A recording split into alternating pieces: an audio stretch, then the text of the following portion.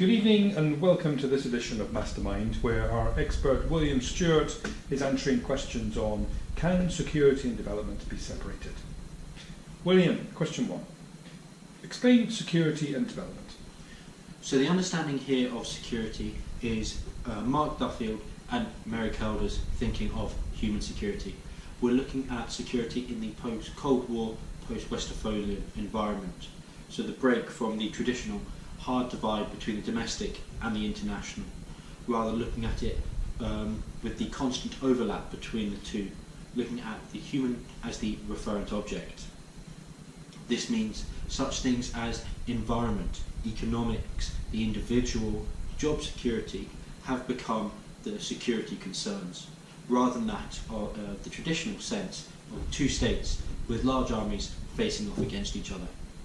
Development has very much kept the same understanding as it always has. It is about social and societal changes and improvements. Thank you. Okay, question 2. What could be the effect of separating security and development? So there are short-term and long-term implications for both development and security.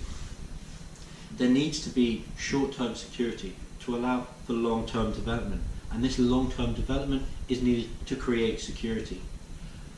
Without it, if one is to fall, it has a domino effect on the other and creates a constant spiral between the two. Such examples of this we can see in Nigeria, where 1% of the population takes 80% of the oil revenues. This great insecurity in the individual, economics and political insecurity has meant that long-term development hasn't taken hold. This lack of long-term development has created security instability, not only for the individual, but the state as well. Okay, and question 3. Why do humanitarians and aid agencies see this merger of security and development as a threat? So, for humanitarians and aid organisations, the merger of security and development they perceive very negative because they see it as a securitization of development. That is, taking development and moving it into the realm of security. They view this as particularly threatening, as they say it destroys their neutrality, something they say is very key and important for them to be able to operate within the environment with which they do.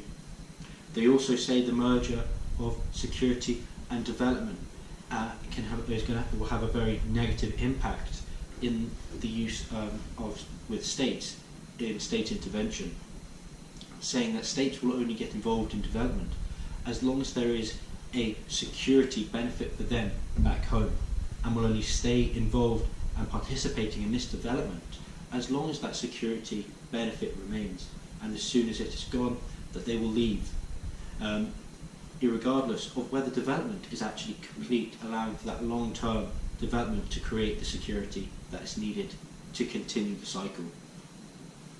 Okay, thank you. Question 4. Does this humanitarian aid agency perspective against merging the two, is it reflected in the current global picture? The humanitarian and aid organisation understanding doesn't reflect the current climate. It hasn't taken into account the changes post 9/11, the increase in terrorist organisations and their actions. Post 9/11, terrorist organisations' strategies have changed. Humanitarians and aid organisations have become a legitimate target within their strategy of fear. So there is a need for security for them, not only for their own safety, but also to allow them to stay and operate within the environment in which they're in, to allow for that development long term, which in turn will fuel their security. Thank you. And question 5, the final question. Do you believe that security and development can be separated?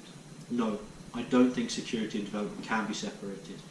The phrase no security without development and no development without security really shows the impact, the negative impact that the separation of the two will have.